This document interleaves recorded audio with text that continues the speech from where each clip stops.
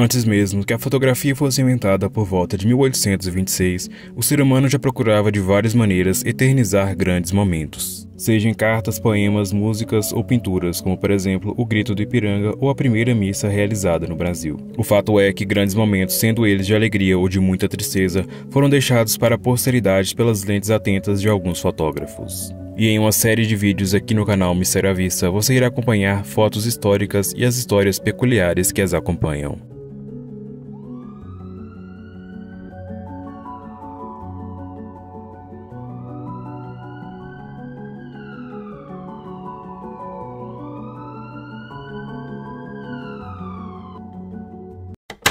E para abrir esta lista não poderia ser outra foto senão a da pequena Omaira Sanches, registrada pelo fotógrafo francês Frank Fournier nos momentos finais de uma árdua batalha pela vida que Omaira havia travado por dias. Em 1985, na cidade de Armeiro, na Colômbia, um vulcão que desde 1840 já se tinha sinais de atividades entrou em erupção. A erupção em si não chegou a ser uma das maiores, porém os estragos em cadeia causados por ela foram realmente catastróficos. Com o impacto da erupção explosiva, derreteu-se o gelo e a neve no topo do vulcão. Assim, uma avalanche de lama que viajava pelo menos 40 km por hora atingiu no dia 13 de novembro de 1985 a cidade de Armeiro, cobrindo 85% de todo o seu território com uma enxurrada de lama que chegou a incríveis 1 km de largura. Cerca de 25 mil pessoas morreram.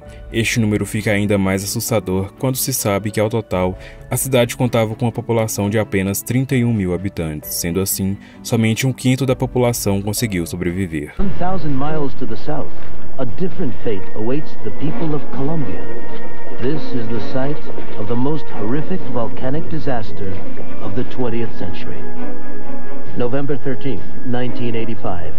The destructive power of the Nevada del Ruiz volcano is felt by the people of Armero, Colombia. It erupts without warning. ¿Dónde está el resto de tu familia? No sé, She don't know. Yo más o menos entiendo, pues por lo que sé, yo creo que ya murieron mis 4 She hermanos. think the 4 brothers dead. The volcano triggers a rampaging mud flow that claims the lives of 23,000 people, some of them living as far as 30 miles away. How old is this little boy, Luis? 6. 6. Mi papá está trabajando. He don't know where is the family.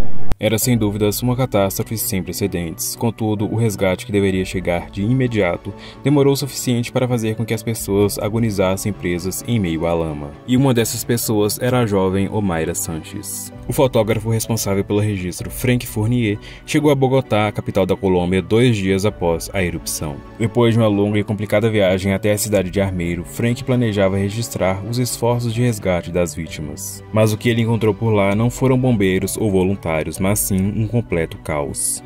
En la noche no se duerme con la incertidumbre de ser sorprendidos por el río de lodo que días antes se llevó en esta zona más de 400 viviendas, sepultando alrededor de 1.700 personas bajo metros de fango.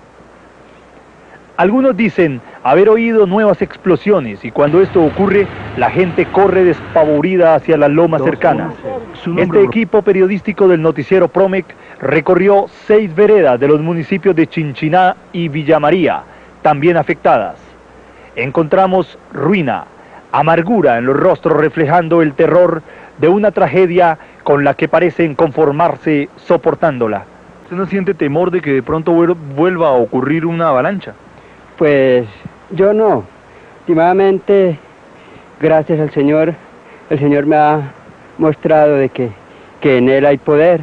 Em uma entrevista dada à BBC, Frank disse: ao redor, centenas de pessoas estavam presas. As equipes de resgates estavam tendo dificuldades para alcançá-los. Pude ouvir as pessoas gritando por ajuda e depois o silêncio. Um silêncio assustador. Em meio a toda aquela tragédia, Frank foi então levado por um fazendeiro a Omaira Sanches. Àquela altura, Omaira já estava presa sob os destroços de uma casa há 3 dias. Segundo informações, o que mais dificultava o resgate da garota era que as suas pernas acabaram ficando presas em alguns destroços. Era uma verdadeira corrida contra o tempo, já que a água que cercava Omaira subia rapidamente devido às constantes chuvas que acontecia na época. Segundo o próprio Frank, estando Omaira naquela infeliz situação há 3 dias, ela já começava a ter dificuldades em simplesmente manter a consciência. Mesmo estando naquele estado, Omaira pedia para que as pessoas que estavam ao seu lado a levassem para a escola, pois ela não queria se atrasar. Porque tengo que vivir.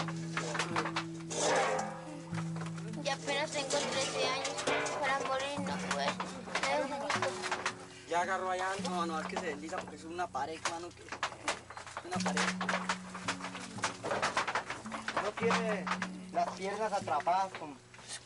No, yo no tengo atrapadas.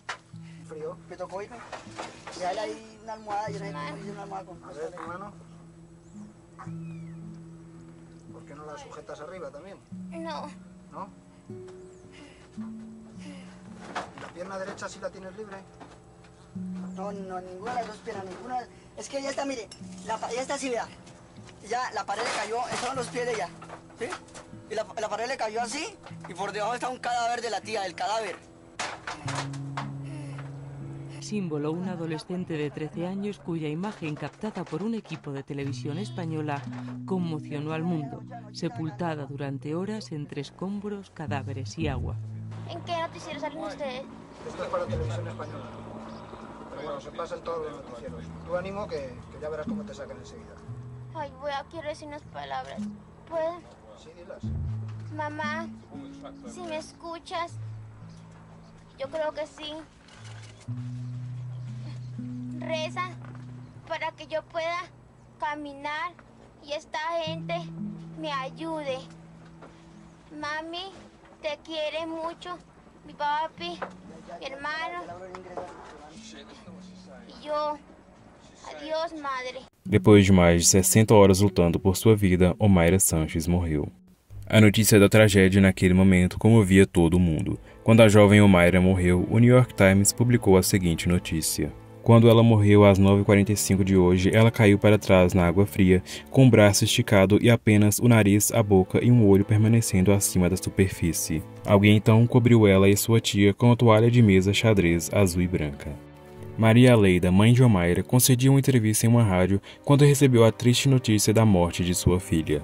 Infelizmente, de sua família, apenas ela e o seu filho de 12 anos sobreviveram. Em uma entrevista, o fotógrafo Frank disse: "Quando tirei as fotos, me senti totalmente impotente diante daquela menina que enfrentava a morte com coragem e dignidade. Senti que a única coisa que podia fazer era reportar adequadamente e esperar que isso mobilizasse as pessoas para ajudar aqueles que foram resgatados e salvos." As fotos de Frank quase que de modo instantâneo ficaram mundialmente famosas, chegando a ganhar o prêmio de foto do ano em 1986. Diante daquelas fotos, o mundo inteiro se perguntava como pôde Frank ser apenas um observador enquanto Omaira lutava por sua vida. As pessoas revoltadas também questionavam o precário e ineficaz sistema de resgate colombiano. Segundo pessoas que estavam envolvidas no resgate, a operação era inadequada e totalmente carente de recursos. Informações posteriores revelaram que Omaira estava presa não apenas pelos destroços de alguns tijolos, mas também pelo corpo de sua tia logo abaixo. Segundo os jornalistas presentes no local, eles teriam visto apenas alguns voluntários da Cruz Vermelha e da Defesa Civil, juntamente com amigos e familiares das vítimas participando das buscas. Nenhum dos mais de 100 mil homens do exército foram mobilizados na operação. Mais tarde, o governo da Colômbia reconheceu as críticas que recebeu em relação às buscas e disse que, como era um país subdesenvolvido, não tinha os equipamentos necessários para o resgate. Logo após os fatos, acabaram surgindo boatos de que as autoridades que estavam envolvidas no resgate negaram ajudas estrangeiras, mas isso rapidamente foi desmentido. Mas, mesmo com a ajuda de outros países com transporte aéreo e hospitais provisórios, o número de pessoas que não sobreviveram era muito grande, e as que conseguiram ser resgatadas sofreram ferimentos graves no crânio, rosto, peito e abdômen. Pelo menos 70 sobreviventes tiveram que ser submetidos a amputações devido à gravidade dos ferimentos.